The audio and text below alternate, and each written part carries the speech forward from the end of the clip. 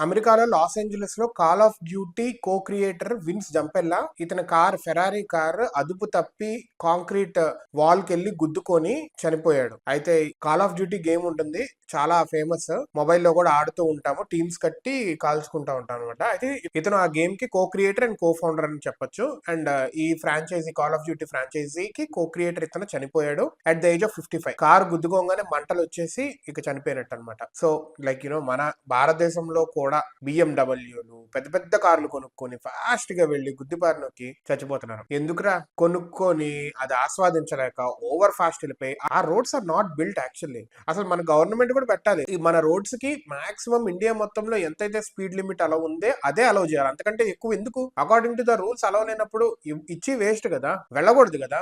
ఇయే లాజిక్ లో మిస్ అవుతా ఉంటారు గవర్నమెంట్ వాళ్ళు కూడా. ఎందుకు అలౌ చేస్తారో ఏంటో తెలీదు. సో మొత్తానికైతే ఇతను అనవసరంగా చనిపోయాడు అనిపిస్తుంది. ఎందుకంటే అంత పెద్ద క్రియేటర్స్ వీళ్ళకితో బిజినెస్ అనేది బాగా రన్ అవుతుంది, క్రియేటివిటీ అనేది బాగా వస్తుంది. ఊరికే అనవసరంగా యాక్సిడెంట్లు చచ్చిపోవడం అనేది ఘోరాది ఘోరం.